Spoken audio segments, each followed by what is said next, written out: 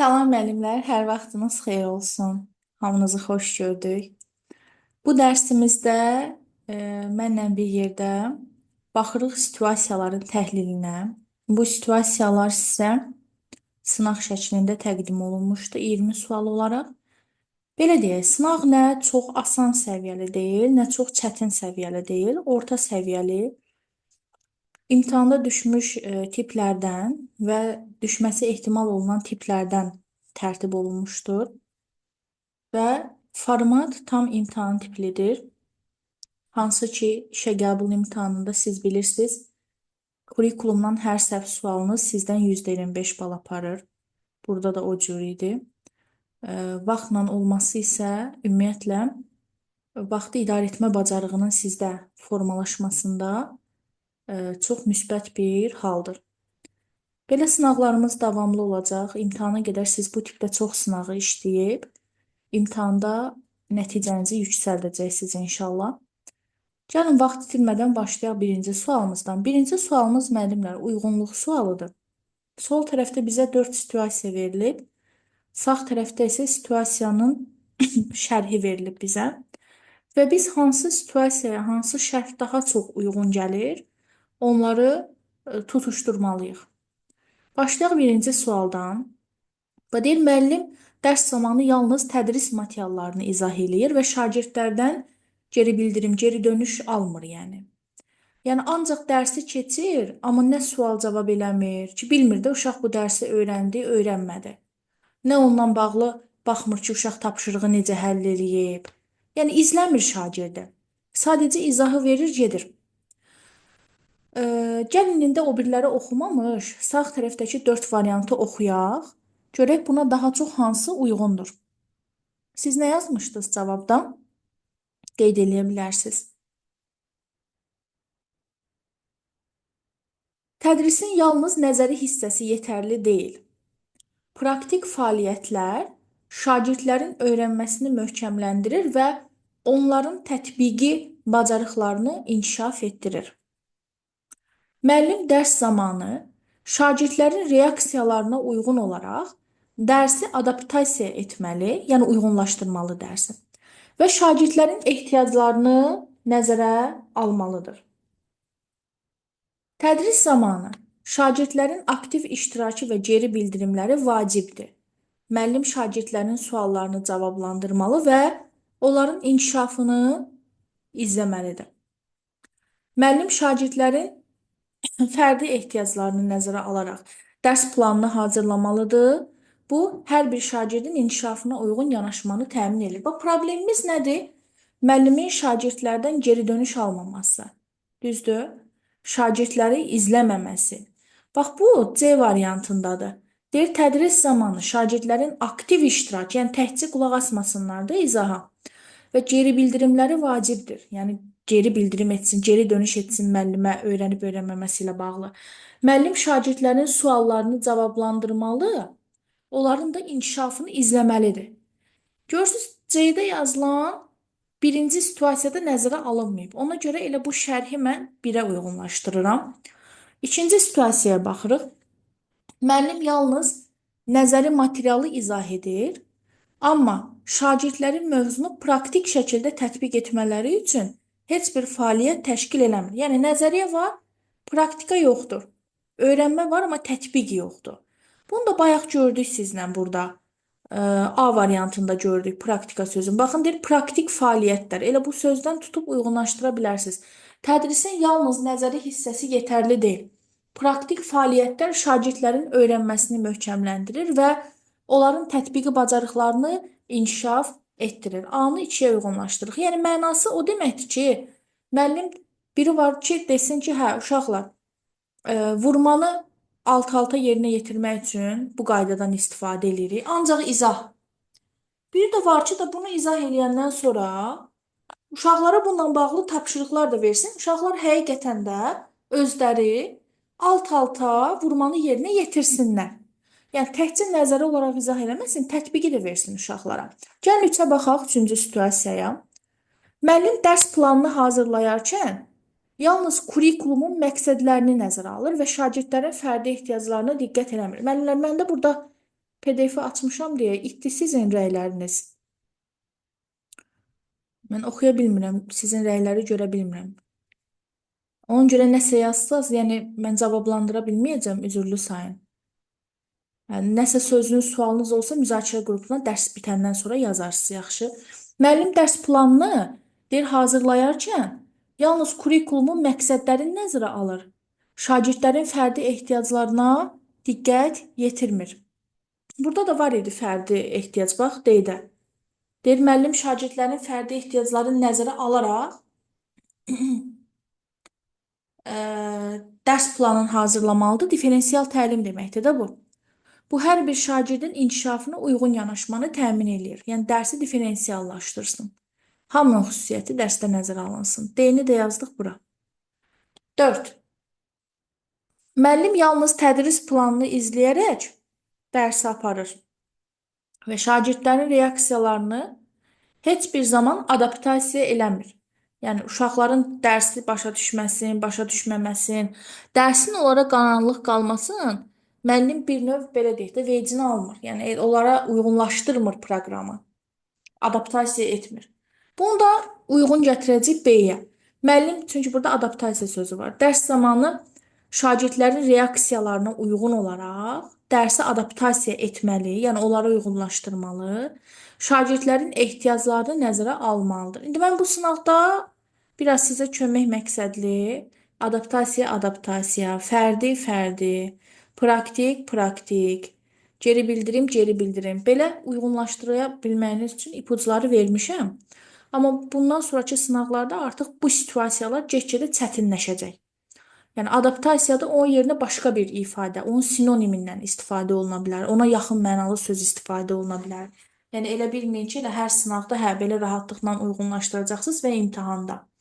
Ona görə də indi bunu mən öz qruplarıma birinci sınaq olaraq işlətmişəm. Birinci sınaqdır deyə biraz sadədən mürəkkəbə doğru gedir də proqramımız. Ona görə də yəni elə başa düşməyək ki, hə, bunu tapdımsa əla, super, hamısı belə olacaq. Burada doğru cavabımız nə oldu? 1C, 2A, 3D, 4B. E variantı oldu doğru cavabımız.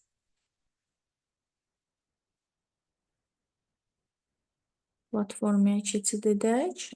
Aha, növbəti sual. Baxın ikinci suala. Şagirdin valideyni müəllimdən şikayət edir ki, müəllim uşağına qarşı sərt davranır. Lakin valideyn bu barədə heç bir konkret fakt göstərmir ki, hə, misal üçün bu fakt əsasında deyirəm ki, müəllim uşağıma belə eləyibdi. Faktı yoxdur. Şagirdin özü isə heç bir problem olmadığını bildirir. Müəllimin bu vəziyyətdə ən doğru olan davranışını müəyyən edin. Müəllim valideynin şikayətini ciddi qəbul edib. Dərsdə hər şeyi qeydə alaraq valideynə konkret misallar təqdim etməyə çalışmalı. Eyni zamanda şagirdlə vəziyyəti ətraflı şəkildə müzakirə etməlidir. Burada faktı gətirməyən müəllim deyil, faktı gətirməyən valideyndir. Başa düşürük? Onda biz niyə görə konkret misalı, konkret faktı burada müəllimin valideynə təqdim etməsini götürək ki, A variantı uyğunsuzdur. Yəni bizim yuxarıdakı problemi, situasiyanı həll edən bir yol deyil. Müəllim şikayətin əsassız olduğu qənaətinə gələrək valideynlə danışmağa ehtiyac görməməli. Sadəcə şagirdin müsbət tərəflərini önə çıxararaq vəziyyəti göz ardı eləməlidir. Yəni ki, bu da deyir ki, uşağın müsbət tərəflərini gör, təriflə, belə deyim də, o xala xətir qalmasın. Valideyn də nə danışır, danışsın da, yəni heç ehtiyac yoxdur onun şikayətinə qulaq asmağa. Belə şey olar. Bu axı valideynlə əməkdaşlıq bizim vəzifəmizdir və bu vəzifəmizi, öhdəliyimizi yerinə yetirməməyimiz deməkdir. C-yə baxaq. Müəllim valideynin fikirlərini diqqətlə dinləyərək, şikayət barədə daha çox məlumat istəyərək, şagirdlə bağlı məlumatları diqqətlə toplamalı. Bunun əsasında daha uyğun davranışlar inkişaf etdirməlidir. Bu ola bilər. Yəni deyir daha ətraflı dinləyək. Bu kurikulumda effektiv müəllim-valideyn münasibətlərində göstərilib ki, valideyni anladığımızı nümayiş etdirək, empatiya quraq, səbrlə, təmkinlə, sözün kəsmədən danışmasına imkan verərək onu dinləyək. Bu oldu da. Diqqətlə dinlə və daha ətraflı məlumat əldə elə. Başqa nədən narahatlığınız var, ay valideyn? Başqa nədən şikayətiniz var? Yəni buna uyğun da biraz artıq özünə çəki düzən ver, davranışlarına diqqət yetir, daha yaxşısını elə. Müəllim bu cür şikayətləri tez-tez eşitmədiyini vurğulayıb, valideynə öz mövqeyini açıq şəkildə bildirməli və məsələnin həllini şagirdə təklif etməlidir. Elə şey olar, məsələnin həllini şagirdin öhdəliyinə buraxaq. Bunu həll etmək bizim öz öhdəliyimizdir, vəzifəmizdir. Müəllim şikayətin konkret olmadığını nəzərə alaraq, axı valideyn fakt gətirməyib konkret. Valideynlə görüşməməli, yalnız öz qiymətləndirmələri ilə dərsə davam etməli. Şagirdi və valideyni vəziyyəti tam anlamağa çağırmalıdır. Bu da doğru deyil. Niyə görüşməyim ki? Valideyni məlumatlandırmaq, əməkdaşlıq etmək, onunla fərdi görüşmək, bunlar hamısı bizim öhdəliyimizdir. Yəni bizə burada kimsə seçim haqqı verməyib ki, istəyirsən elə, istəyirsən eləmə.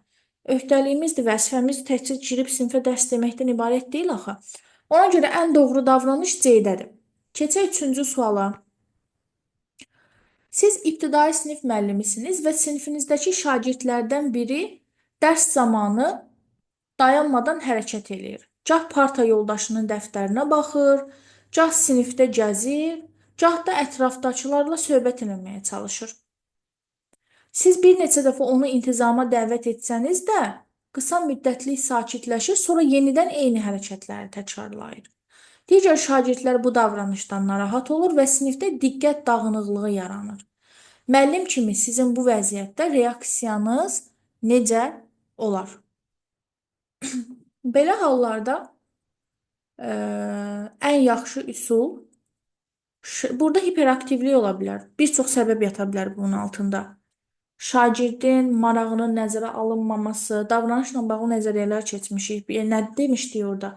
Uşaq qıcıqlandırmaq üçün, yaxud da diqqət cəlb etmək üçün, yaxud da müəllimi sevmirsə qisas almaq üçün və s. səbəblərdən bu davranışı sərgiləyə bilər. Biz birinci səbəbi müəyyənləşdirməliyik. Və hiperaktiv şagirddirsə, psixoloqla paralel işləməliyik. İndi gəlin baxaq variantlara. Belə hallarda ən yaxşı üsul şagirdi sinifdən çıxararaq məktəb rəhbərliyinə yönləndirmək və onun valideynləri ilə əlaqə saxlayıb bu vəziyyətin ciddiliyini anlatmaqdır ki, gələcəkdə bu kimi davranışların qarşısı alınsın və digər şagirdlərə mənfi təsir eləməsin. Müəllimlər, birinci biz özümüz bundan bağlı tədbir görməliyik. Əgər bizim öz tədbirimiz uyğun gəlməsə, nəticə verməsə, ondan sonra valideynlə əməkdaşlıq, psixoloqla əməkdaşlıq, təlim-tərbiyə işləri üzrə direktor müavini ilə əməkdaşlığa keçə bilərik. Yəni burada durub birdən bir uşağı niyə aparaq ki, direktorun yanına? B variantına baxın.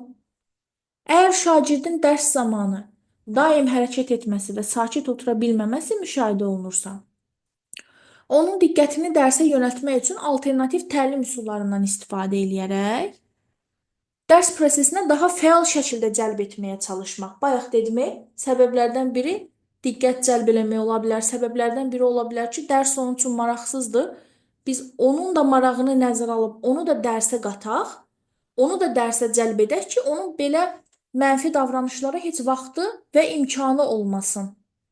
Eyni zamanda valideynləri ilə görüş təşkil edərək bu davranışın arxasında duran səbəbləri araşdırmaq daha məntiqlidir. Bəli, B variantı bayaq da dedim, heç bu variantı oxumamış dedim ki, arxasında hansı səbəb yatır, onu aydınlaşdırmalıyıq bu davranış. Nədən qaynaqlanır? Bu cür hallarda müəllim dərsin ümumi qaydalarını pozan şagirdə əlavə tapşırıqlar verməli və dərsin sonunda onun bu tapşırıqları yerinə yetirmədiyi halda əlavə intizam tədbirləri görməli. Bu behaviorizm, Skinnerin operant şərtlənmə nəzəriyyəsi, davranışla bağlı nəzəriyyə kurikulumun ən sonundakı mövzudur. Hətta mümkün olarsa, onu bir neçə dəqiqə sinifdən kənarda saxlayıb vəziyyəti qiymətləndirməlidir. Müəllimlər, dərsdə dediyim müəllimlər bilirlər, digərləri də eşitsinlər. Nə olursa olsun, qəti bir halda heç vaxt şagirdi sinifdən kənarlaşdırmaq, çölə çıxartmaq olmaz. İndi o heç icazə alır, nəsə başqa bir səbəblərə görə gedir, gəlir, yəni icazə veririk, amma da əsəbləşib dərsi pozur deyə çıxardıq ataq koridora. Hər an, hər saniyə bir şey baş verə bilər və bu birinci növbədə bizdən soruşulacaq. Məsuliyyəti bizdədir. Çünki harda baş verib? Bizim dərsimizdə. Ona görə belə bir hal qəti olmaz. Burada da deyir, uşağı sinifdən kənarda saxla. O elə bu bizə bəs edir ki, bunu yanlış kimi götürək. Şagirdin daim hərəkətdə olması onun xarakterik xüsusiyyətlərindən biri ola bilər və böyüdükcə bu davranış dəyişə bilər. Ona görə də sinifdə baş verən bu cür halları çox böyütmədən ona təbii yanaşmaq, zamanla öz yerini tapmasına imkan vermək daha məqsədə uyğundur. Bax bu operant şərtlənmə nəzəriyyəsinə görə mümkündür. Deyir, bəzi xırda davranışlar var ki, göz ardı ilə özü keçəcək. Amma xırda davranışlar. Burada situasiyaya baxın, aləm dəyib bir-birinə. Uşaqların diqqətini yayındırırmı? Yayındırır. Uşaqlar bu davranışından narahat olurlarmı? Olurlar. Başqalarını söhbətə cəlb eləyirmi? Eləyir. Durub sinifdə gəzirmi? Gəzir. Hərəkət eləyirmi? Eləyir. Axı bu xırda davranış deyil. Axı bu birbaşa dərsin pozulmasıdır. Ona görə deyib, burada keçərli deyil bu situasiyada. Sinifdə nizam-intizamın qorunması üçün müəllim belə hallar qarşısında müəyyən addımlar atmalı. Şagirdə aydın şəkildə anlatmalıdır ki, bu cür davranış qəbul olunmazdır və əgər dərs zamanı sakit oturmasa, bax, bura qədər yaxşı gəlib, düzdür. İndi bundan sonrasında səhvlik var. O zaman növbəti dərslərdə müəyyən hüquqlarından məhrum ediləcək, daha sərt tədbirlər görüləcək. Vergüldən sonra müəllim işləri korladır. Sərt tədbir hardasa olar cəzalardan istifadə etmək, amma uşağın hüququndan məhrum etmək onu, bu bizim həm etik davranışımıza ziddir, pedaqoji tələbimizə ziddir, vəzifə öhdəliyimizə zid hərəkətdir. Ona görə hüququndan biz onu məhrum etmək səlahiyyətinə sahib deyilik. Növbəti sual. Həyat bilgisi dərsində müəllim şagirdlərə belə bir sual verir. Buzlaqların əriməsini yavaşlatmaq üçün hansı innovativ texnologiyalar irəli sürə bilərsiniz? Bax, innovasiya yenilik deməkdir. İnnovativ texnologiyalar, yəni hansı yeni üsullar, yeni həll yolları, kreativ nəsə bir şey irəli sürə bilərsiniz. İnnovativ nəsə bir şey təklif etmələri problemə qarşı onların yaratmaq fəaliyyətidir. Yaratmaq demişik idrak taksonomiyası kimi hər zaman, həmişə yaradıcı təfəkkürlə uyğunlaşır. Qaldı burada inteqrasiya. Məlum məsələdir. Həyat bilgisi dərsidir. Buzlaqlar və s. bu hardadır? Coğrafiyada. Deməli, burada həyat bilgisidir, coğrafiyadır, bir neçə fən cəmləşir, bir neçə fəndən əldə etdiyi bilik nəticəsində şagird burada başlayır tapşırıqla məşğul olmağa. Fənlər arası inteqrasiya müşahidə olunur. Biz sizlə demişik ki, müəllimin qoyduğu problem, şagird qarşısına qoyduğu tapşırıq, həyatdan gətirilən bir nümunədirsə, o zaman burada fənüstü inteqrasiya da var. Bu da həqiqətən real, aktual problemdir də. Bu dəqiqə girin, axtarın, araşdırın. Həqiqətən də buzlaqların əriməsi nəticəsində okeanların suyun həcmi artıbdı. Bəzi ekoloji problemlər yaranır. Hələ gələcək illərdə daha çox böyük bir problemlərlə qarşılaşa bilərik. Müəyyən əraziləri su basa bilər. Yəni gündəmdir də. Xəbərlərdə nə qədər danışırlar bu haqda. Yəni müəllimin qoyduğu problemli situasiya həqiqətən də həyatdan gətirildiyi üçün burada müəllimlər fənüstü inteqrasiya da var. Yaratmaq, yaradıcı təfəkkür, fənüstü fənlər arası inteqrasiya. Bax, imtahanın tipidir. Mütləq belə bir sual düşür. Sonra növbəti sual.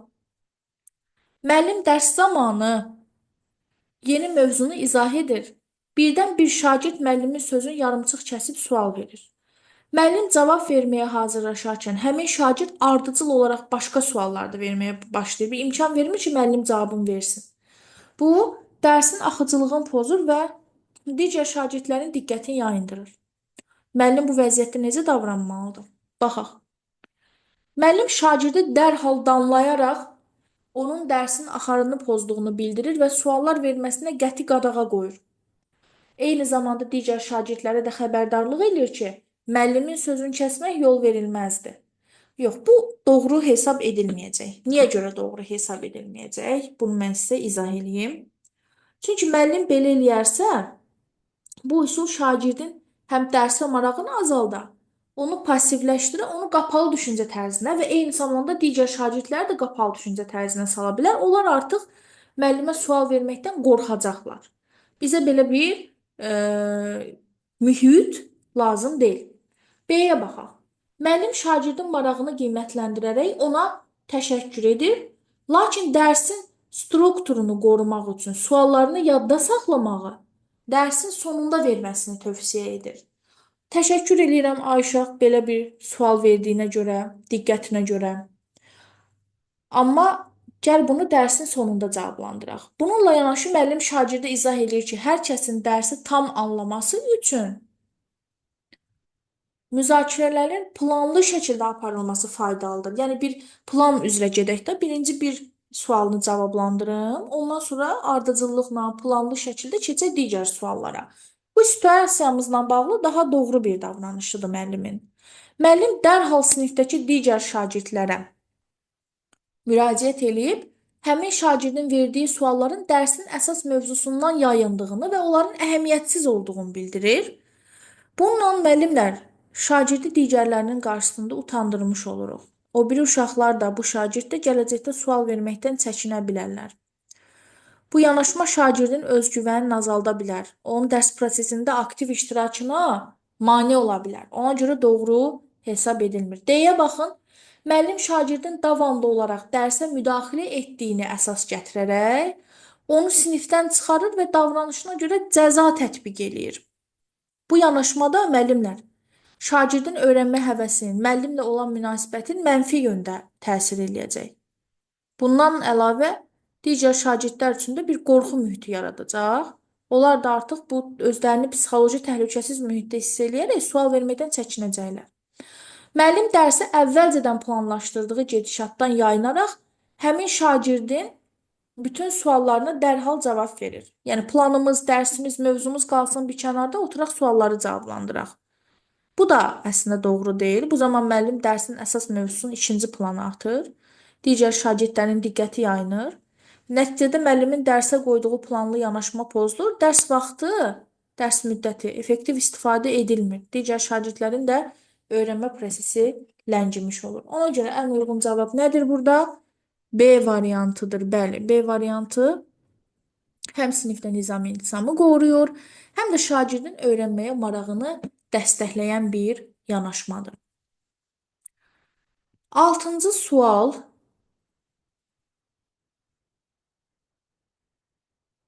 Uyğunsuzluğu müəyyənləşdirmək tələb olunur. Burada indi sistemdən girmişəm deyə yaxınlaşdırmaq olmur. İllik planlaşdırmadır sol tərəfdə, sağ tərəfdə gündəlik planlaşmadır. Hər ikisinə aid xüsusiyyət verilib. Misal üçün, illik planlaşmaya yazıblar, ilkin mərhələdə müəyyən edilir, əsaslı dəyişikliklər çox nadir hallarda edilir. Gündəlikdə də yazıblar, daha ətraflı izah, istifadə olunacaq metodlar, resurslar və fəaliyyətlər qeyd olunur. Ortada da 3 veriblər. Yəni, həm illik plana, həm gündəlik plana aid olandır 3. Amma bizdən uyğun olan yox, bizdən uyğun olmayan fikir istənilir, uyğunsuzluq istənilir. Yəni 4 dənəsi həm illik, həm gündəliyə aiddir. Bir dənəsi isə bunların ikisinin ortaq tərəfi deyil. Baxaq. Hər iki planlaşdırma kurikulum tələblərinə əsaslanır və təlim məqsədlərinə xidmət eləyir. Doğrudur da. Hər iki planlaşdırmada ümumi hissələr müəyyən edilir, lakin detallara çox yer verilmir. Bu yanlışdır. Yalnız illik planlaşdırmada qeyd etdiklərimiz ümumidir. Gündəlik planlaşdırmada elə 2-də yazıb da daha ətraflı izahla, detallı bir şəkildə biz qeyd edirik onun içərisindəkiləri. Ona görə B ikisinin də ortaq tərəfi deyil, ancaq illiyə aid bir fəaliyyətdir. Belə deyək də fikirdir. Həm gündəlik, həm də illik planlaşdırma tədris prosesinin sistemli ardıcıl təşkilini təmin edir. Həm gündəlik, həm də illik planlaşdırmada geriyə planlama strategiyası, yəni nəticədən planlama tətbiq olunur. Bəli, illiyi də tərtib eləyəndə birinci illik nəticələrə baxırıq fən kurikulumuna, ona uyğun tərtib edirik. Gündəlikdə də dərsin məqsədi, dərsin təlim nəticəsi üzərində qururuq dərsi. Hər iki planda şagirdlərin bilik bacarıqlarının yoxlanılması üçün qiymətləndirmə nəzərdə tutulur. Bu da doğrudur. Sadəcə gündəlikdə qiymətləndirmə daha detallı verilir də. Yəni gündəlikdə tək qiymətləndirmə yox, qiymətləndirmənin üsuludur, meyarıdır, formalarıdır, ə, qiymətləndirmə üçün nəzərdə tutulan rəylərdir. Bax bunlar da detallı qeyd olunur. Ona görə yanlış B, yəni uyğunsuz. 7. Müəllim dərsdə rollu oyun üsulundan istifadə edərək şagirdlərə cəmiyyətin müxtəlif təbəqələrindəki insanların həyat tərzini anlamağa kömək etmək istəyir. Ki, rolla canlandırıb fərqli-fərqli insanların rolunu oynamış olsunlar, həyat tərzlərini anlasınlar. O, şagirdləri müxtəlif rollara bölür və onlardan həmin rolu ifa etməyi, qarşılaşdıqları vəziyyətlə bağlı şərhlər vermələrini istəyir. Bu üsulun şagirdlərə əsas təsiri nədən ibarətdir? Müəllimin təqdim etdiyi məlumatları əzbərlətməklə onların mövzu ilə bağlı biliklərini artırır, dərsin sonunda həmin bilikləri yoxlayır. Bu yanlışdır müəllimlər. Niyə görə yanlışdır? Çünki müəllim əzbərlətmir axı, rollu oyunla burada tətbiq eləyirlər. Nəzəri biliklərini artıraraq onları faktları daha yaxşı yadda saxlamağa, testlərdə tətbiq etməyə sövq edir. Bu da yanlışdır, çünki nəzəri bilik öyrənmirlər. Bu da rollu oyun artıq tətbiq edirlər. Real həyatda qarşılaşa biləcəkləri situasiyalar əsasında bacarıqlarını inkişaf etdirmək və empatiya qurmaq imkanı yaradır. Bu doğrudur. Çünki həmin o yuxarıda yazıb axı insanların həyat tərzini anlamağa kömək etmələrini istəyir müəllim. Bu üsuldan istifadə edərək həqiqətən də həmin insanların həyat tərzini anlayacaqlar, özlərini həmin insanların yerinə qoyacaqlar, empatiya qurmuş olacaqlar və həmin o nəyi ki canlandırırlar, real həyati situasiyada sabah bununla qarşılaşanda onu həll edə biləcəklər. C variantı doğru fikirdir. Fərdi şəkildə işləmələrinə və yalnız öz biliklərinə əsaslanaraq problemin həllini tapmalarına şərait yaradır. Burada yəni müstəqil iş verilmir baxı onlara. Hamısı bir yerdə rolu ifa edirlər də. Şagirdləri bax müxtəlif rollara bölür. Müxtəlif rollar verilib uşaqlara. Yəni bir yerdədir bu rollar. Kimsə təkcə bir dənə adam səhnələşdirmir axı. Müəllimin izah etdiyi biliklərə əsaslanaraq yalnız passiv şəkildə iştirak etmələri və müşahidə etmələri üçün nəzərdə tutulub. Xeyr, burada müəllimin izahı yoxdur. Burada uşaqların rol canlandırması var. 8-ci sual. Müəllim ibtidai sinifdə dərs deyir. Sinifdə disleksiya, yəni oxumada, yazmada çətinlik yaşayan bir şagird var. Şagird oxuma və yazma tapşırıqlarını yerinə yetirərkən çətinlik çəkir və bəzən sinif yoldaşlarının ona baxışlarından narahat olur. Müəllim isə istəyir ki, onun təhsildən geri qalmaması üçün ən yaxşı inklüziv yanaşmanı tətbiq eləsin. İnklüziv təhsil mövzusudur kurikulumda. Deyir, bu vəziyyətdə müəllim şagirdin öyrənməsinə daha yaxşı dəstək olmaq üçün hansı yanaşmanı seçməlidir? Həmin şagirdi sinifdə fərqli bir yerə oturdaraq, onun diqqətini yayındıran faktorlardan uzaqlaşdırmaq və digər şagirdlərlə ünsiyyətini məhdudlaşdırmaq. Bu doğru deyil. Yəni, o uşaqda disleksiya problemi var deyə heç kəslə danışmasın, sosiallaşmasın, heç kəslə ünsiyyətə girməsin. Nə dərəcədə doğrudur? Asosial olacaq axı. Bəs onda formalaşmalı olan bacarıqlar necə olacaq? B. Şagirdin tapşırıqlarını digər şagirdlərdən fərqli və daha asan hazırlamaq. Eyni zamanda onun yalnız fərdi işləməsinə şərait yaratmaq. Bu da elə A-nın tayıdır da. Orada deyir ünsiyyəti məhdudlaşdır, burada deyir ancaq fərdi işləsin uşaq. Bu da doğru olmaz, asosial olar. Şagird üçün alternativ oxu materialları, audio kitablar, vizual vasitələr təqdim eləmək, eyni zamanda sinifdə digər şagirdlərin də fərqli öyrənmə ehtiyaclarını nəzərə alaraq metodları şaxələndirmək. İnternet getdi deyəsən. Səsim gəlir. Aha, gəldi internet. Tamam, düzəldi. Şagird üçün deyir, alternativ oxu materialları, ayrı kitablar, vizual vasitələr təqdim eləmək. Eyni zamanda sinifdə digər şagirdlərin də fərqli öyrənmə ehtiyaclarını nəzərə alaraq metodları şaxələndirmək. Və bu doğrudur. Doğrudur deyəndə, yəni inklüziv yanaşmadır həqiqətən də. Çünki inklüziv təhsildə müxtəlif strategiyalar verilmişdi yadınızdadsa. Qeyd olunmuşdu ki, materialları həmin uşağa adaptasiya etmək olar, o uşağa uyğun fərqli qiymətləndirmə metodlarından istifadə etmək olar və s. Adaptasiya budur da. Onun üçün alternativ oxu materialları, ona uyğun ayrı kitablar və vizual vasitələrdən də istifadə etmək lazımdır. Həm də ki, digər uşaqlardan da kimin fərqli öyrənmə ehtiyacı varsa, ümumiyyətlə metodumda şaxələndirmə. Yəni yalnız bir metoddan istifadə yox, müxtəlif üsullardan istifadəyə yer verməliyəm. O birilərə də baxaq. Şagirdin vəziyyətini nəzərə alaraq ona daha çox vaxt ayırmaq, digər şagirdlərin daha çox müstəqil işləmələri üçün onlardan gözləntini artırmaq. Bu da doğru deyil. Yəni inklüziv uşaq, yəni o demək deyil ki, biz oturaq 40 dəqiqən, 45 dəqiqən, 10-15 dəqiqəsini məhz həmin şagirdlə işləyək. Vaxtı elə bölüşdürməliyik ki, hamı arasında bərabərlik olsun. Hamı üçün dərs əlçatan olsun, təkcə bir uşaq üçün yox. Şagirdin çətinliklərinin qarşısını almaq üçün oxu və yazı tapşırıqlarını minimuma endirmək və onun dinləmə şifahi tapşırıqlarla iştirakını təmin etmək. E, Bu da, yəni bir dənə şagirdə görə götürüb mən sinifdə heç oxu verməyim, heç yazı verməyim nə dərəcədə doğrudur, axı o bir uşaqlar da var. Ona görə də yanlış fikirdir. Növbəti suala baxırıq. 9-cu sual.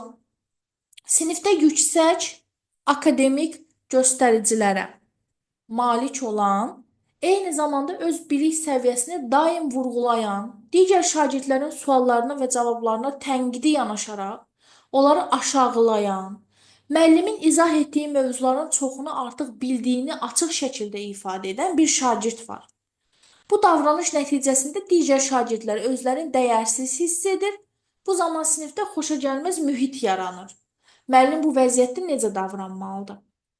Bu cür istedadlı şagirdlərin sinif mühitinə uyğunlaşa bilməsi üçün onları sərt şəkildə intizama dəvət etmək, onların bilik səviyyəsini vurğulamalarına mane olmaq, sinifdəki digər şagirdlərin də eyni hüquqlara malik olduğunu izah etmək üçün onları bir neçə dəfə açıq şəkildə tənqid etmək faydalı olar. Müəllimlər, ümumiyyətlə içərisində sərt şəkildə müəllimin reaksiyası olan nəsə doğru yanaşma deyil, yadınızda qalsın. B-yə baxın, şagirdin bacarıqlarından faydalanmaq üçün onun akademik üstünlüyünü sinfin xeyrinə yönəltməyə çalışaraq, onu sinifdə digər şagirdlərə kömək etməyə yönəltmək və bu yolla da onun sosial bacarıqlarını inkişaf etdirmək, həm də sinif mühitini müsbət istiqamətdə dəyişmək daha doğru addım olar. Bəli, sizlə iş üsulları keçəndə orada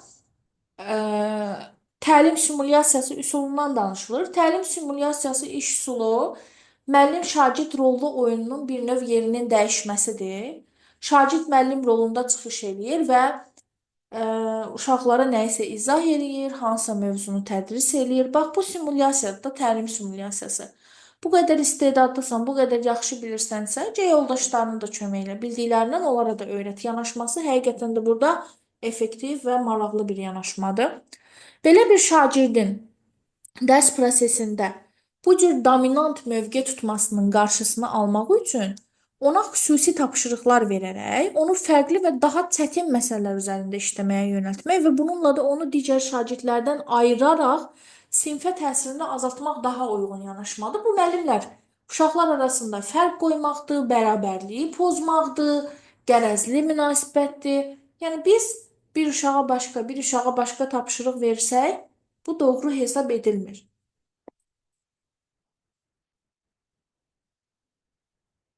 Müəllim bu şagirdi sərt bir şəkildə danlamalı. Bayaq dedim, içində sərt nəsə olan doğru hesab olunmur. Onun digər şagirdlərin motivasiyasını aşağı salmasına mane olmaq üçün intizam qaydalarına uyğun şəkildə cəza tətbiq etməli və hətta zərurət yaranarsa valideynləri ilə görüşüb onun bu davranışının dəyişdirilməsini tələb etməlidir. Məlum məsələdə sərt danlaq, cəza bunlar doğru deyil axı. Sinifdə Fərqli səviyyələrdə olan şagirdlər olur və bəziləri öz biliklərini nümayiş etdirmək istəyirlər. Ona görə də müəllim bu tip şagirdləri olduğu kimi qəbul etməli. Onların özünü ifadə etməsinə mane olmadan dərs prosesinə davam etməlidir. Burada biz mane olmasaq, yəni vecimizə olmasa, laqeyd yanaşıb keçsək, axı o biri uşaqlara bu mənfidir, çünki o biri uşaqlar dəyərsiz hiss edirlər, sinifdə xoşagəlməz atmosfer var, bu sinifdəki dəstəkləyici mühitə mənfi təsir göstərir. Ona görə mən burada nəsə bir iş görməliyəm. Ona görə eyni də doğru hesab edə bilmirik. Növbəti sual, 10-cu sual. Verilmiş situasiyaya əsasən hansı nömrələrin yerini dəyişsək daha doğru olar? Yəni burada yuxarıda situasiya verilibdir. Aşağıda da o situasiyanın birbaşa həlli, yəni anında müdaxilə edirik. Bir də köməklik edəcək yanaşma. Yəni anında müdaxilə yox, nəsə sonradan da bu işləri görə bilərik. Amma birin yeri dəyişik verilibdir. İndi onu tapmalıyıq. Nigar müəllim 7-ci sinifə dərs deyir. Sinifdə ümumi dərs mühiti normal olsa da, iki şagird, Kamran və Elvin arasında tez-tez mübahisə və aqressiv davranışlar baş verir. Bu mübahisələr bəzən fiziki qarşıdurmalara da gətirib çıxarır. Digər şagirdlər bu vəziyyətdən narahat olur və sinifdə gərgin atmosfer yaranır. Müəllim bəzi cəhdlər etsə də, problem tam həll olunmur. Münaqişə davam etdikcə sinifdə hər iki tərəfi dəstəkləyən qruplaşmalar yaranır və dərs mühitinə mənfi təsir göstərir.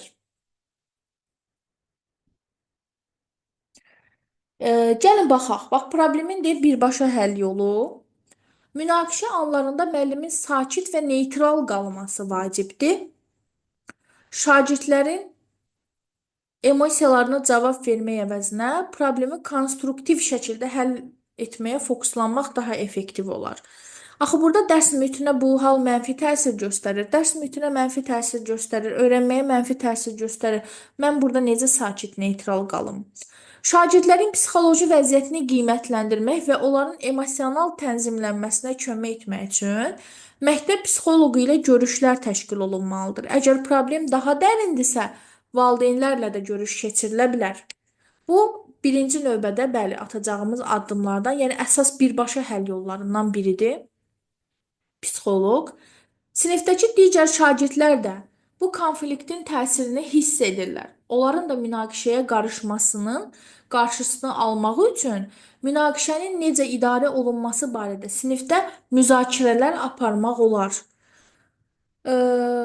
Müzakirələr, yəni necə həll eləyə, aparmaq olar, amma bu birbaşa həll yolu deyil axı. Bizə birbaşa, yəni konkret həll lazımdır. Müəllim hər iki şagirdlə ayrı-ayrılıqda və birlikdə, sakit mühitdə söhbət etməlidir. Onların bir-birinə qarşı aqressiyasının səbəbini anlamaq vacibdir. Münaqişənin şəxsi, sosial və ya akademik səbəbləri olub-olmadığı araşdırılmalıdır. Bəli. Bax bu da ilkin atacağımız addımlardan biridir. Hər ikisi ilə fərdi söhbət eləyək. Ondan sonra 2-də qeyd olunan kimi məktəb psixoloqu, valideynlərlə bu barədə əməkdaşlıq. Bunlar ilkin versiyadır. Birbaşa bu məsələni həll edir. Birbaşa bu problemi həll edir. Amma 1 ilə 3-dəki fikirlər isə dəstəkləyici köməklərdir. Yəni birbaşa bu konflikti, birbaşa bu məsələni orada həll etmiş olmuruq. Əslində 4-də verilən fikir problemin birbaşa həllinə aid olmalıdır. Yəni burada 1 ilə 4 yerini dəyişsək, 1-i 4-ə gətirsək köməkçi hələ, 4-ü 1-ə gətirsək daha doğru olar. Ona görə burada doğru fikir müəllimlər olacaq A variantı.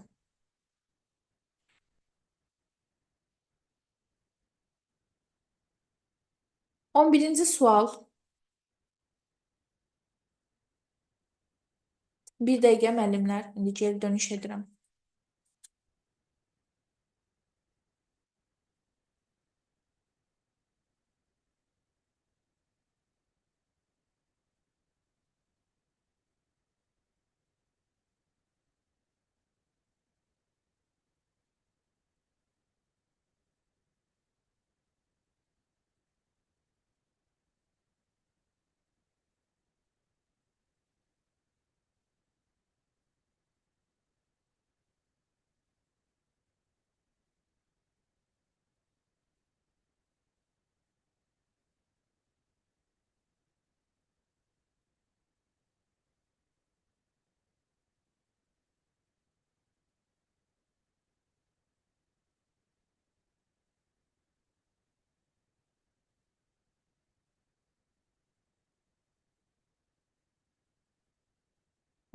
Gəldim müəllimlər.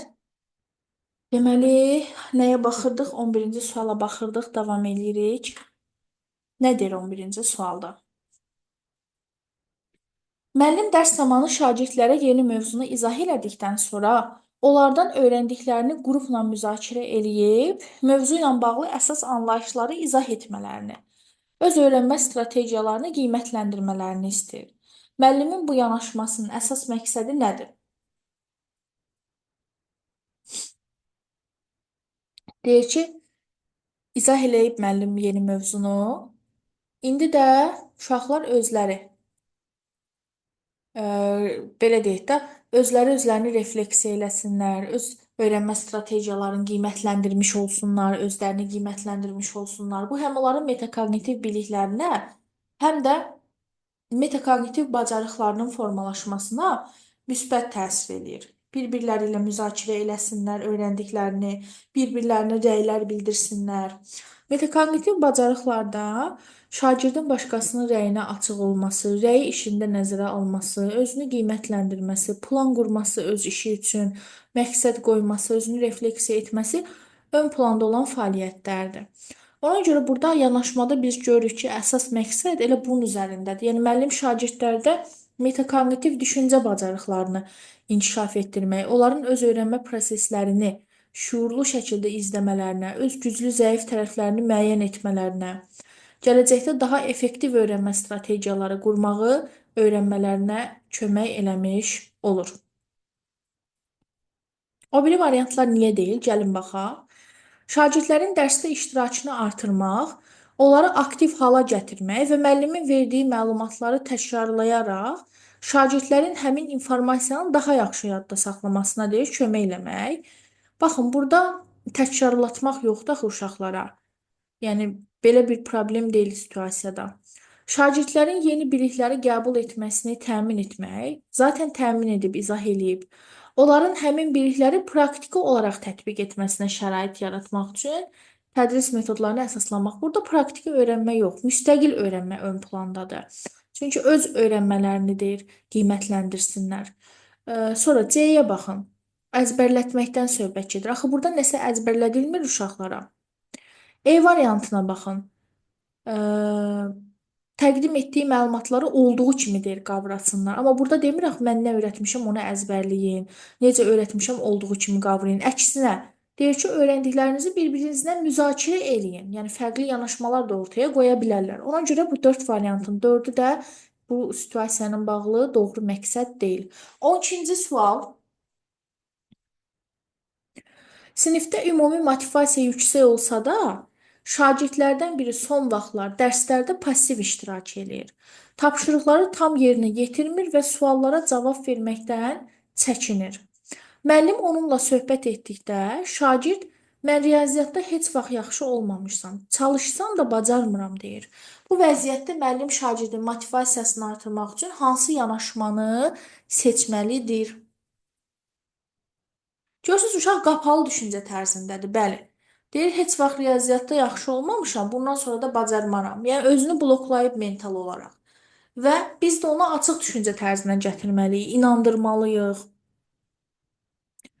Şagirdə sinif qarşısında əlavə suallar verib onu aktivliyə məcbur eləmək ki, daha çox iştirak eləsin. Bu sinif qarşısında onu sıxışdırmaq ona daha da mənfi təsir eləyəcək. Zaten qapalı düşüncədədir. O qorxacaq, çəkinəcək cavab verməyə. Çünki qapalı düşüncə risklərə açıq olmur. Utanır, çəkinir, gizlənməyə çalışır. Şagirdə əlavə ev tapşırıqları verərək onu daha çox çalışmağa sövq eləmək. Yəni bu tapşırıqları onsuz da tam yerinə yetirmir. Əlavə ev tapşırığı versən nə dəyişəcək ki? Şagirdlə fərdi söhbət eləyib, onun çətinlik çəkdiyi mövzuları öyrənmək, ona uyğun dəstək strategiyaları hazırlamaq. C variantı doğrudur. Niyə görə doğrudur? Çünki fərdi söhbət eləyirik. Çətinliyi nədir, problemi nədir? Psixoloji dəstək oluruq, mənəvi dəstək oluruq, motive edici rəylər veririk, açıq düşüncə tərzi formalaşdırırıq, onu yönəldirik və istiqamətləndirik. Daha hamının içində durub sual vermək yox. Şagirdin zəif olduğunu sinifdə açıq şəkildə bildirib digər şagirdlərə ona kömək etməyə təşviq etmək bu da olmaz. Çünki bu uşağa mənfi psixoloji təsir eləyəcək. Dura xanım deyəcək ki, uşaqlar bu oxumur da, neyniyir? Zəifdir. Əlinizdən gələn qədər kömək edin. Yəni, bu uşağı qaldırıb yerə çırpmaq kimi bir şeydir. Şagirdə xüsusi diqqət yetirmədən onu öz halına buraxmaq, özü həll yolunu tapsın. Bu da olmaz. Bu laqeyd yanaşmadır. Yəni görməzdən gəlməkdir. 13. Müəllim intizamı qorumaq üçün sərt qaydalar tətbiq edir və səhv cavab verən şagirdləri sərt tənqid edir. Bayaq dedik də içində sərt olan nəsə doğru deyil. Nəticədə sinifdəki bəzi şagirdlər dərsdə sual verməkdən, iştirak etməkdən çəkinir. Şagirdlərdən biri müəllimin suallarını cavab verməyə həmişə tərəddüd edir və bir dəfə cavabım səhv olsa müəllim mənə acıqlanacaq deyir. Müəllim bu vəziyyəti necə düzəltməlidir? Müəllim o qədər uşaqlara səhv cavab verənlərə belə pis reaksiya verib ki, sərt reaksiya verib ki, artıq uşaqlar qorxurlar cavab verməyə. Cavab verməməyi seçirlər, passivləşirlər. İndi deyir necə düzəltsin müəllim bu vəziyyəti? Şagirdlərə bildirmək ki, onlar nə qədər səhv etsə də cəza alacaqlar, çünki intizam olmalıdır. Bu vəziyyəti ümumiyyətlə şorlayır. Dərs mühitində səhv etməyin normal olduğunu vurğulayaraq, şagirdlərə daha dəstək verici və motivasiya edici yanaşma tətbiq etmək. Bax, B variantı doğrudur. Yəni risklərə açıq düşüncə formalaşdırırıq onlarda. Səhv etməkdən qorxmasınlar, psixoloji olaraq özlərini təhlükəsiz mühitdə hiss edib suala cavab verməyə can atsınlar. Carol Dweck'in açıq düşüncə tərzi nəzəriyyəsi var və o nəzəriyyədə bu strategiya ön plandadır. Bax, bu imtahan tipidir. Düşür bu formada. Görürsünüz, nəzəriyyənin adı çəkilmir. Karl Dweck'in adı çəkilmir. Amma oxuyanda görürük ki, hə, qapalı düşüncədir. Yəni, açıq düşüncəni formalaşdırmaq strategiyası B variantındadır. Yəni, nəzəriyyəni bilən biləcək ki, hə, bu sual Dweck'in nəzəriyyəsindən sualdır. Şagirdlərin cəsarətli olması üçün onlara daha çətin suallar verərək, onları məcburi şəkildə aktivləşdirmək. Yəni, çətin sual kim deyir ki, şagirdi aktivləşdirir? Çətin sual yox. Şagirdləri aktivləşdirmək üçün onların maraq dairəsində olan suallardan istifadə etmək olar. Çətin zaten onlara daha da çətin gələcək. Ümumiyyətlə cavab verməyə qorxacaqlar. Şagirdlərə tələsmədən cavab vermək imkanı yaratmaq, lakin səhv etdikləri zaman düzəliş eləmədən keçmək. Birinci yaxşı başlamışdı. Yəni tələsmədən cavab verin. Düşünmə, gözləmə vaxtı verə bilərik bunun üçün. Amma vergüldən sonra işləri korladı. Yəni səhvi düzəltməsə uşaqda inkişaf baş verməz axı. Şagirdlərin səhvlərini sinif qarşısında gülüşə səbəb olacaq şəkildə vurğulamaq ki, dərs maraqlı keçsin. Əslində müəllim yumordan, gülüşdən istifadə eləməlidir, amma bu normasında olmalıdır. Da uşağı götürüb sinifdə gülüş obyektinə, lağlağıya çevirməli deyil. 14. Aşağıdakılardan hansılar formativ qiymətləndirmənin üsulu deyil? Şagirdlərə dərs boyu suallar vermək, onların cavablarına əsasən öyrənmə prosesini tənzimləmək. Bəli, sual-cavab başqa adı sorğu. Həm diaqnostikin, həm formativin üsullarından biridir. Yekun imtahan təşkil edib şagirdlərin bilik səviyyəsini qiymətləndirmək, yekunlaşdırıcı qiymətləndirmələrimiz summativ qiymətləndirmədir. Ona görə biz onu formativ hesab eləyə bilmərik. Şagirdlərin ev tapşırıqlarına əsasən hə, bizdən zaten formativ olmayan üsul istənilir. Formativ qiymətləndirmə üsulu deyil. Deyilsə içini götürəcəm. Şagirdlərin ev tapşırıqlarına əsasən və sadəcə test əsasında qiymətləndirilməsi. Testi biz əsasən summativdə istifadə edirik də, formativdə yox. Amma formativdə demirəm, amma istifadə etmək olmaz. Olar, amma əsasən summativdədir. Bir də ev tapşırığını qiymətləndirmək o artıq ənənəvi tədrisdir. Biz bu gün ərzində bu gün nə keçmişik? Onunla bağlı nə işləyiblərsə onu qiymətləndiririk bu dərsdə. Ona görə 2 ilə 3 formativin doğru qiymətləndirilməsi hesab edilmir. Şagirdlərə özlərini qiymətləndirmək üçün refleksiya vermək, bəli, refleksiya zaten gündəlik formativ qiymətləndirmənin bir tərkib hissəsidir. 2-3 formativə aid olmayan, yaxud formativlə bağlı yanlış fikirlərdir. 15. Tarix dərsində müəllim orta əsr şəhərlərində sosial həyat necə idi sualını verərək şagirdlərdən bu mövzu ətrafında tədqiqat aparmalarını, müxtəlif tarixi mənbələrdən istifadə edərək öz nəticələrini təqdim etmələrini istəyir. Şagirdlər qruplar halında araşdırma aparır, nəticələrini sinifdə təqdim edir və müzakirə edirlər. Bu üsulun əsas üstünlüyü nədir? Deməli, tədqiqat aparırlar, nəticələrini təqdim edirlər, qrup halında araşdırma aparıb, təqdim eləyib, müzakirə edirlər. Tamam. Görək üstünlüyü nədir? Şagirdlərin müəllimin təqdim etdiyi məlumatları yadda saxlayıb imtahanlara hazırlaşmasına kömək etməsi. Burada məlumatı müəllim təqdim etmir, axı uşaqlar özləri araşdırırlar. Ona görə bu getdi. Şagirdlərin öz fikirlərini sərbəst ifadə etməsi, tədqiqat aparıb öyrənmə prosesinə fəal qoşulması bu düzdür. Çünki tədqiqat nəticəsini artıq təqdim eləyəndə, danışanda, belə deyək də, təqdimat eləyəndə artıq onlar fikirlərini sərbəst ifadə etmə, nitq kimi bacarıqlarını formalaşdırmış olurlar.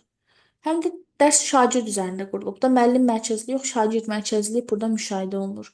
Müəllimin şagirdlərə tarixi məlumatları hazır şəkildə təqdim edərək dərsi daha qısa zamanda yekunlaşdırması. Axı hazır təqdim etməyib uşaqlar özləri araşdırma aparır. Şagirdlərin yalnız bir mənbəyə əsaslanaraq nəticə çıxarması və müzakirə etmədən təqdimat etməsi. Baxın, burada bir mənbə yox. Araşdırıb, axtarıb müxtəlif mənbələrlə tarixi yazıb da müxtəlif tarixi mənbələrdən istifadə edirlər. Situasiyada yazılıb. Ona görə D-də yanlışdır. Şagirdlərin yalnız müəllimin yönəltdiyi suallara cavab verərək dərs prosesini passiv izləməsi. Burada müəllim sualı yönəldib ki, onlar bu sual ətrafında gedib araşdırma aparsınlar. Müəllim sualı yönəltməyib ki, ancaq mən nə deyirəm onu izləsinlər. Ona görə ən doğru cavab B-dir. 16. Şagird məktəbdə sinif yoldaşları tərəfindən lağa qoyulur və ona xoşagəlməz ləqəblər söylənilir. Son vaxtlar o, dərsə marağını itirib və tənəffüslərdə tək qalmağa başlayıb. Müəllimi onun bu vəziyyətini görüb müdaxilə etməyə qərar verir. Müəllim şagirdin bullyingə məruz qalmasını dayandırmaq və problemi həll etmək üçün hansı addımları atmalıdır? Kurikulumdakı mövzulardan biri də bullying mövzusudur. Bullyingin qarşısının alınması yolları var və bullyingin üzə çıxarılması yolları var. Hər ildə buradan nəsə bir sual salırlar. Bəli, baxaq. Müəllim bullying edən şagirdlərlə ayrı-ayrılıqda və ya qrup halında söhbət etməli, onlara davranışlarının həmin şagirdə psixoloji təsirlərini izah eləməli, empatiya hissini artırmağa çalışmalı, bullyingin ciddi nəticələrə səbəb ola biləcəyini anlatmalıdır. Bununla yanaşı, məktəbdə ümumi maarifləndirmə tədbirləri təşkil edərək, bütün şagirdlərə bullyingin zərərləri haqqında məlumat verməlidir. Bax, maarifləndirmə işidir, uşaqlarda empatiyanın formalaşdırılmasıdır. Bunlar hamısı bullying halını azaldan müəyyən strategiyalardır. Ona görə A variantı hələ ki doğrudur. Digərlərinə baxaq. Müəllim həmin şagirdə sadəcə olaraq məsləhət verməli. Ona sinif yoldaşlarının dediklərinə əhəmiyyət verməməsini tövsiyə etməli və bu cür hallarda özünü müdafiə etməyi öyrətməlidir. Əsas diqqət şagirdin özünə güvənini artırmağa yönəlməlidir, lakin bullying edən şagirdlə heç bir ciddi tədbir görülməməlidir. Ciddi tədbir görülməməliyə qədər yaxşı gəlmişdi hər şey, amma burada korradır.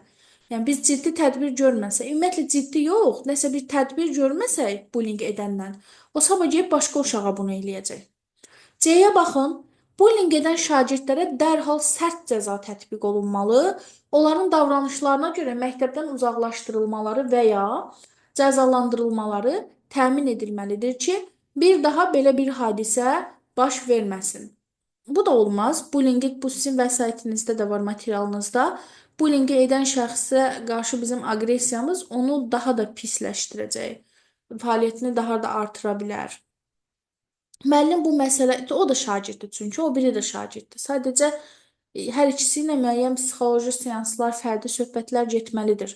Müəllim bu məsələ ilə birbaşa məşğul olmamalı, sadəcə həmin şagirdin valideynlərini məktəbə dəvət edib problemi onların həll etməsinə buraxmalıdır. Valideynlər övladları ilə danışıb ən uyğun qərarı verməlidir. Bu da doğru deyil. Çünki bullyingə məruz qalanın valideyni gəlib deyəcək ki, o birini çıxardın sinifdən yaxud məktəbdən. Biz pedaqoquq və bizim öhdəliyimizdir bundan məşğul olmaq, effektiv məşğul olmaq. Müəllim ümumiyyətlə heç bir müdaxilə etməməli. Şagirdlər arasında baş verən belə hallar zamanla öz-özünə həll olunmalıdır. Bu məsələyə qarışmaq düzgün olmaz. Çünki bu şagirdlərin öz problemlərini həll etmə bacarığının inkişaf etdirməsinə mane ola bilər. Hər hansısa kiçik konflikt halında bəli, E variantı doğrudur. Amma burada söhbət davamlı baş verən bullying halından gedir. Biz buna əgər müdaxilə etməsək, o uşaq sabah psixoloji olaraq gərginlik yaşayıb ki, intihar da edə bilər. Ona görə anında müdaxilə edilməlidir və doğru cavab A variantıdır. 17-ci sual. 21-ci əsrdə tənqidi düşünmə bacarığını inkişaf etdirmək üçün nə etmək lazımdır? Tənqidi düşünməyə ehtiyac görməmək lazımdır, çünki artıq sübut edilmiş, qəbul olunmuş biliklərə güvənmək kifayətdir. Xeyr, hər bir insanın öz yanaşması, öz mövqeyi, öz tənqidi düşüncəsi olmalıdır. A yanlış. Hər deyilənə dərhal inanmaq, heç bir sübut tələb etmədən bütün məlumatları doğru qəbul etmək. Çünki informasiya daim dəyişir. Tənqidi təfəkkürü inkişaf etmiş insan informasiyaya tənqidi yanaşır. Nə deyirlərsə onu dərhal inanmır. Özü axtarır, araşdırır, etibarlı mənbələrə güvənir. Yalnız bir mənbədən informasiya əldə edib ona tamamilə güvənmək də doğru hesab olunmur. Mübahisə və problemləri həll edərkən yalnız emosional yanaşmaq, məntiqi analiz aparmamaq bu nə dərəcədə doğrudur? Məntiq yoxdursa tənqid də yoxdur deməli. Müxtəlif mənbələrdən məlumat əldə edərək onları obyektiv şəkildə təhlil etmək, dəlillərə əsaslanaraq məntiqli və balanslı qərarlar vermək, bəli, tənqidi düşüncə bacarığını inkişaf etdirən fəaliyyətdir. 18 müəllimlər təlim modelləri ilə bağlı bir sualdır. Araşdırma üçün sualın verilməsi, fərziyyənin, hipotezin irəli sürülməsi, şagirdlərdə maraq oyatma, cəlb etməklə, yönəltmə də deyirik, bununla başlamaq, sorğu əsaslı öyrənmə adlı təlim modelimiz var. Bunun əsas, yəni belə deyək də, mərhələləridir, əsas strukturudur. Digərlərinə aid deyil. Problem əsaslı da bəli, problemli situasiya qoyulur. Uşaqlar ona həll yolları təklif edirlər, amma orada araşdırma yoxdur. Araşdırma sorğu əsaslı öyrənmədədir. 19. Məktəbdə bir müəllim dərs zamanı sinifdə yalnız ən yüksək qiymət alan şagirdlərə sual verir, onları mükafatlandırır. Digər şagirdlər isə dərsdə iştirak etmək üçün kifayət qədər həvəsləndirilmədiklərini hiss edirlər. Nəticədə bəzi şagirdlər özlərini kənarda qalmış kimi hiss edir və dərsə maraqları azalır. Müəllim dərs prosesində bütün şagirdlərin fəal iştirakını təmin etmək üçün əslində necə davranmalıdır? Müxtəlif səviyyələrdə tapşırıqlar hazırlamalı, bütün şagirdlərin dərs prosesinə cəlb olunmasını təmin etməli, onların bacarıqlarına, maraqlarına uyğun yanaşma tətbiq etməlidir. Bəli, bax, ən yüksək qiymət alanlarla işləyir. O birilər qalır kənarda, bərabərliyi pozur müəllim burada. Ona görə A variantında isə yazılıb nə? Bərabər davran, hamını nəzərə al. Ən yaxşı nəticə göstərən şagirdlərə üstünlük verməli. Zaten belə eləyib də müəllim. Onların inkişafına yönəlməlidir. Yalnız istedadlı şagirdlər daha yaxşı nəticə göstərə bilər. Bu yanlış yanaşmadır. Ki müəllim onsuz da bunu edibdir. C. Şagirdlər arasında fərq qoymadan hamıya eyni səviyyədə tapşırıqlar verməli. Hər kəsin eyni şəkildə uğuru qazanmasını gözləməlidir. Burada hamıya eyni tapşırığın verilməsi doğrudur. Müxtəlif çətinlik də olmalıdır orada. Amma da hamıdan eyni uğur qazanmağı gözləmək doğru deyil. Çünki hər uşağın fərqli potensialı var axı. Mən onların hamısından necə eyni nəticə gözləyəm? Gözləyirəmsə yanlış edirəm. Aşağı nəticə göstərən şagirdlərin dərs prosesinə qoşulmasını onların şəxsi məsuliyyəti kimi görməli, onları həvəsləndirmək üçün əlavə tədbirlər görməməlidir. Yazıb əslində görməlidir, olmalıydı. Dərs prosesində yalnız fərdi işi dəstəkləməli.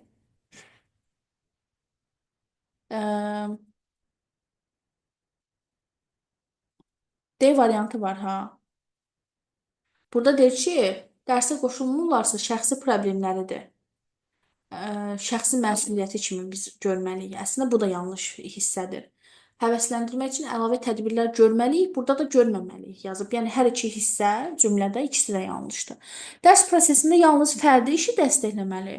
Qrupla cütlən fəaliyyətləri tamamilə kənara qoymalıdır, çünki bu üsullar dərs prosesini daha mürəkkəbləşdirir. Xeyr, müəllim dərsdə 4 iş formasının 4-ünü də məqsədi reallaşdırmaq naminə effektiv istifadə etməlidir. 20-ci sual. Məktəbdə sosial-iqtisadi vəziyyəti fərqli olan şagirdlər təhsil alır. Bəzi şagirdlərin əlavə resurslara və texnologiyalara çıxışı olmadığı üçün tapşırıqları tam şəkildə yerinə yetirməkdə çətinlik çəkirlər. Aha, müəllim isə bu fərqləri nəzərə almadan bütün şagirdlərə eyni tələblərlə yanaşır. Yəni bəzisinin evində interneti yoxdur, kompüteri yoxdur. Amma müəllim deyir ki, fərqi yoxdur. Yəni hamınız verməlisiniz bu tapşırığı gətirməlisiniz. Təhsildə bərabər imkanlar prinsipini təmin etmək üçün əslində müəllim nə etməli idi? Müəllim daha yaxşı imkanlara malik şagirdlərə fokuslanıb onların inkişafını dəstəkləməlidir. Xeyr ola və bu evində interneti zad olmayan neynəsin?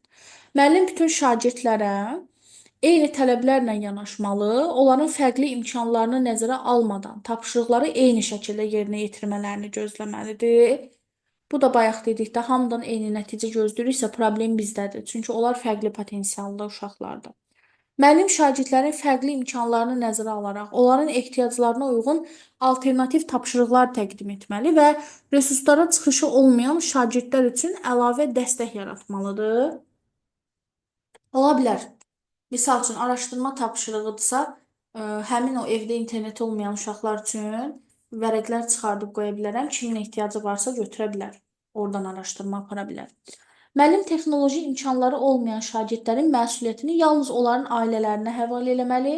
Bu məsələ ilə maraqlanmamalıdır. Ailə neynəsin? Olur da elə uşaq var, nə bilim, yoxdur evində interneti, telefonu yoxdur, cihazı yoxdur. Ailə nə etsin?